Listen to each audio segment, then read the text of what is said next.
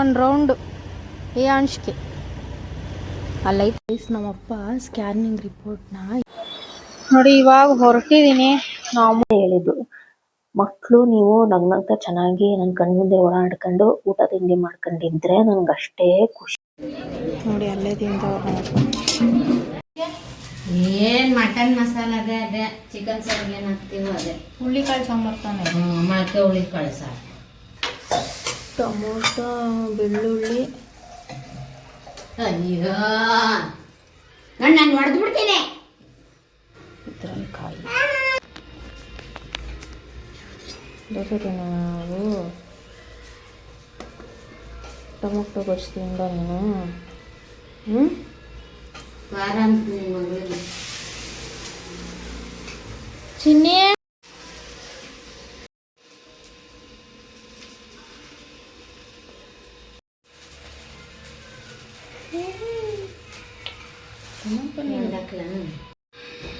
ಎದೋಳಮ್ಮ.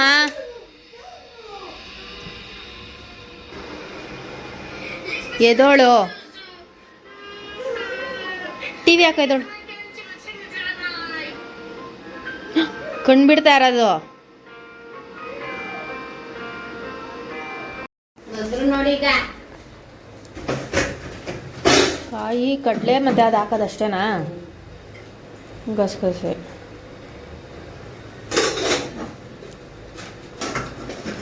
ಧನಿಯಾ ಪುಡಿ, ಅಚ್ಚ ಖಾರದ ಪುಡಿ, ಮಟನ್ ಮಸಾಲ ಬೇಕಾದರೆ ಸಾಕು. ಕೈ ನೋಡಿ ಇದು ಮೊಳಕೆ ಕಟ್ಟಿದ್ದು ಹಾಕಕ್ಕೆ, ಮೊಳಕೆ ಕಟ್ಟಿದ್ದು ಸಾಂಬಾರ್ಗೆ. ಈಸ್ಕೊಳ್ರಿ ಫೋನ್ನ. ಕೊಡೆ, ಅದೇ ಅಭ್ಯಾಸ.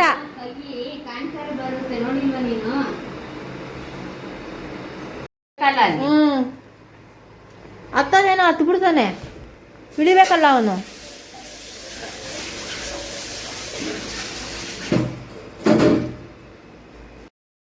ಟಿಫನ್ ಮುಗಿಸ್ಕೊಂಡು ನಮ್ಮಮ್ಮನ ಮನೆಗೆ ಹೋಗ್ಬೇಕು ಅಂತ ರೆಡಿಯಾಗಿ ನಿಂತ್ಕೊಂಡಿದ್ದೀನಿ ನೋಡಿ. ಮಕ್ಕಳು ರಚ್ಚೆ ಮಾಡ್ತಾರೆ, ನಾನು ಈ ನಡುವೆ ಆಚೆ ಹೋಗ್ಬೇಕು ಅಂದ್ರೆ ನಾನು ಬರ್ತೀನಿ ಅಂತ ಹೇಳ್ತಾರೆ.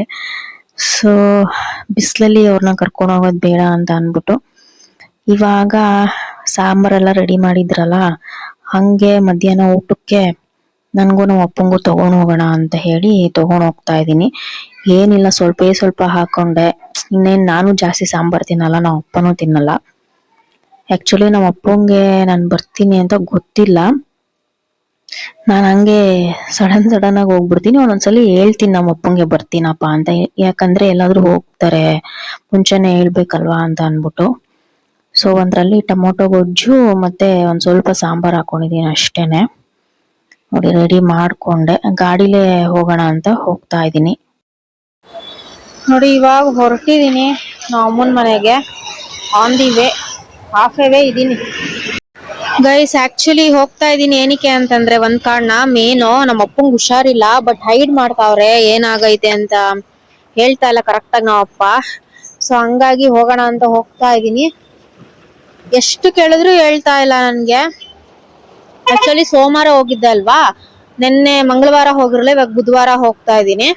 ಸೊ ಬನ್ನಿ ಇವಾಗ ಇಲ್ಲೇ ಫ್ರೂಟ್ಸ್ ಇದೆ, ಇಲ್ಲಿ ತಗೊಂಡು ಹಂಗೆ ಹೋಗೋಣ.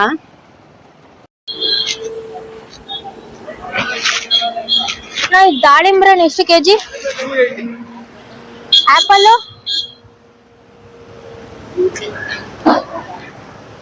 ಆಪಲ್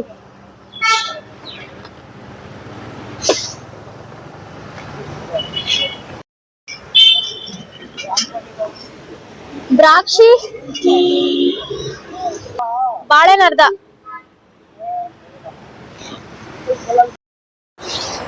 ನಮ್ಮಪ್ಪ ಜಾಸ್ತಿ ಆಪಲ್ಲು ಬಾಳೆಹಣ್ಣು ತಿನ್ನೋದು, ಅದಕ್ಕೆ ಅದನ್ನೇ ತಗೊಂಡಿದ್ದೀನಿ. ಮತ್ತೆ ಬೇಕ್ರಿಲಿ ಏನಾದ್ರು ತಗೊಳ್ಳೋಣ ಅನ್ಸು. ನಮ್ಮ ಅಪ್ಪ ಆಕ್ಚುಲಿ ಹೊಟ್ಟೆ ಹಸಿ ತಡಿಯಲ್ಲ, ಏಜ್ ಆದ್ಮೇಲೆ ಹಂಗೆ ಅಲ್ವಾ, ನಾವಾದ್ರೂ ಅಷ್ಟೇನೆ.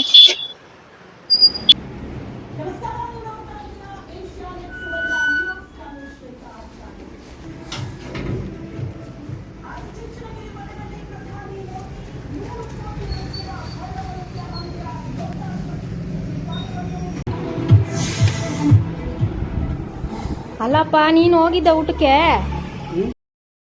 ನೋಡಿ. ಆನ್ ಟೈಮ್ ಡೆಲಿವರಿ ನಾನು ಹಾಕಿಲ್ಲ ಅಂದ್ರೆ ಸ್ಯಾರೀಸ್ನ ಕಸ್ಟಮರ್ಸು ಯಾವಾಗ ಕಳಿಸ್ತೀರಾ ಅಂತ ಕೇಳ್ತಾನೆ ಇರ್ತಾರೆ. ಸೊ ನನ್ನ ಒಂದು ಎಷ್ಟೇ ಕಷ್ಟ ಇದ್ರೂ ಆನ್ ಟೈಮ್ ಡೆಲಿವರಿ ಹಾಕ್ಬೇಕು ಅಂತ ತುಂಬಾ ಒದ್ದಾಡ್ತೀನಿ. ಬಟ್ ಕೆಲವರು ಅರ್ಥ ಮಾಡ್ಕೊಂತಾರೆ, ಇನ್ ಕೆಲವರು ಅರ್ಥ ಮಾಡ್ಕೊಳಲ್ಲ. ಮುಂಚೆನೆ ದುಡ್ಡು ಹಾಕ್ಬಿಟ್ಟಿರ್ತಾರಲ್ಲ, ನಂದೇನಿದು online payment, cash on delivery ಇಲ್ಲ. ಸೊ ಹಂಗಾಗಿ ಅವ್ರಿಗೂ ಭಯ ಇರುತ್ತೆ ಯಾವಾಗ ಬರುತ್ತೆ ಏನೋ ಎತ್ತ ಅಂತ.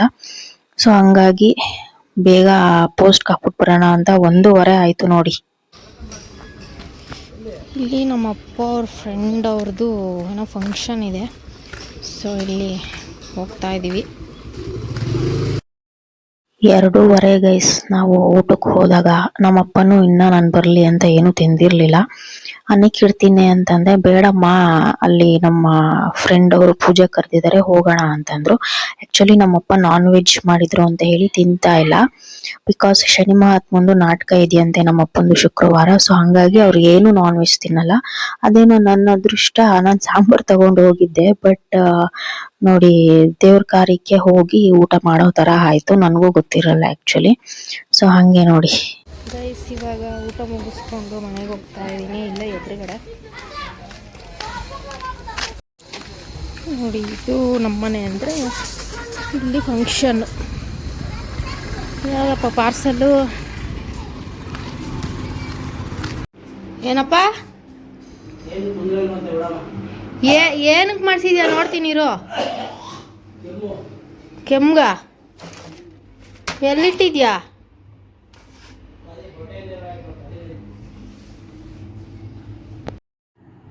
ನೋಡಿ ಗೈಸ್, ನಮ್ಮಪ್ಪ ಸ್ಕ್ಯಾನಿಂಗ್ ರಿಪೋರ್ಟ್ನ ಎಲ್ಲಿ ಬಚ್ಚಿಟ್ಟವ್ರೆ. ಇಲ್ಲಿ ನಾವು ನೋಡಲ್ಲ ಅಂತ ಅಂದ್ಬಿಟ್ಟು ನೋಡ್ರಿ, ನೋಡಿ ಇಲ್ಲಿ ಬಚ್ಚಿಟ್ಟಿರೋದು. ಏನು ಹೇಳಲ್ಲ ನೋಡಿ. 14ನೇ ತಾರೀಕು ಮಾಡಿಸವ್ರೆ. ನೋಡೋಣ ಬನ್ನಿ.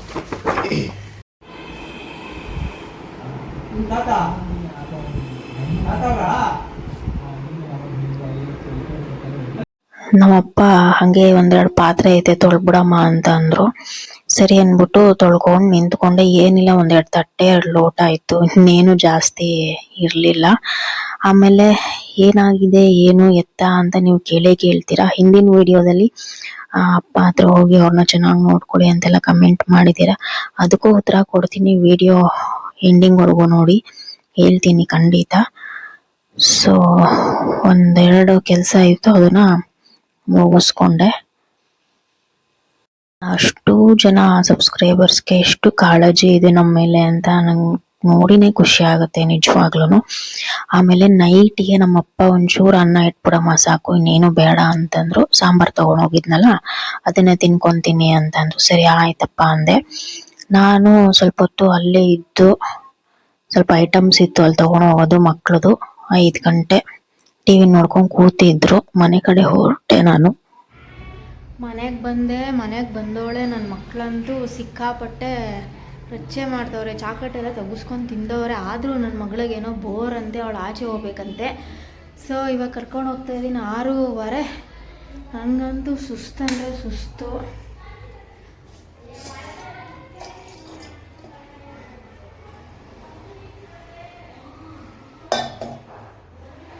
ಇವಾಗ ಗಾಡೀಲಿ ಒಂದು ರೌಂಡ್ ಕರ್ಕೊಂಡು ಹೋಗ್ಬೇಕಂತೆ.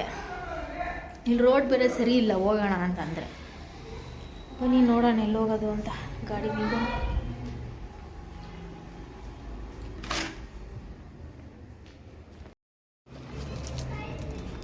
ತಾತ ಫೋನ್ ಮಾಡೈತೆ. ಸಾಕಾ? ಅಷ್ಟೇನಾ? ಬಾ ಹೋಗೋಣ. ನೋಡಿ ನೋಡಿ, ಇಲ್ಲಿ ಮೇಕೆ ನೋಡಕ್ಕೆ ಬಂದವನೇ. ಎಲ್ಲಾಯ್ತು? ಒಂದು ರೌಂಡು. ಅಂಶಕ್ಕೆ ಅಲ್ಲೈತ ಮೇಕೆ, ಪಚ್ಕೊಂಡೈತಾ? ಹೋಗೋಣ ಸಾಕಾ? ನಡಿ ಹೋಗೋಣ ಸಾಕು. ನಾನು ನಮ್ಮ ಮನೆಗೆ ಹೋಗಿ ಬಂದ ಮೇಲೆ ನಮ್ಮ ಅಮ್ಮನ ಮನೆಗೆ ಇಲ್ಲಿ ಮಕ್ಕಳು ರಚ್ಚೆ ಮಾಡ್ತಾ ಇದ್ರು ಅಂದ್ಬಿಟ್ಟು ಆಚೆ ಎಲ್ಲ ಕರ್ಕೊಂಡು ಹೋಗಿ ಬಂದೆ. ಅದಾದ್ಮೇಲೆ ನಾನು ವಿಡಿಯೋ ಶೂಟ್ ಮಾಡೋಕ್ಕೆ ಆಗಿಲ್ಲ. ಸೊ ನನ್ನ ಹಿಂದಿನ ವಿಡಿಯೋಗೆ ತುಂಬಾ ಜನ ಫಸ್ಟ್ ಹೋಗಿ ಮನೆಗೆ, ನಿಮ್ಮಪ್ಪ ಮನೆಗೆ ಹೋಗಿ ನಿಮ್ಮ ಅಪ್ಪನ ನೋಡ್ಕೊಳ್ಳಿ ಅಂತೆಲ್ಲ ಹೇಳ್ತಾನೆ ಇದ್ರಿ. ಇವಾಗೆ ಅಂತಲ್ಲ, ನಮ್ಮಮ್ಮ ಹೋದಾಗಿಂದನೂ ಹೇಳ್ತಾನೆ ಇದ್ದೀರಾ. ಅಂಡ್ ಇನ್ನೊಂದೇನಪ್ಪಾ ಅಂತಂದ್ರೆ, ನೀವಷ್ಟೇ ಅಲ್ಲ, ತುಂಬಾ ನನ್ನ ಆತ್ಮೀಯವಾಗಿರೋರು, ಫ್ರೆಂಡ್ಸು, ಫ್ಯಾಮಿಲಿ ಎಲ್ಲರೂ ಹೇಳ್ತಾರೆ ನಿಮ್ಮ ಅಪ್ಪನ ಚೆನ್ನಾಗಿ ನೋಡ್ಕೊ ಅಂತ.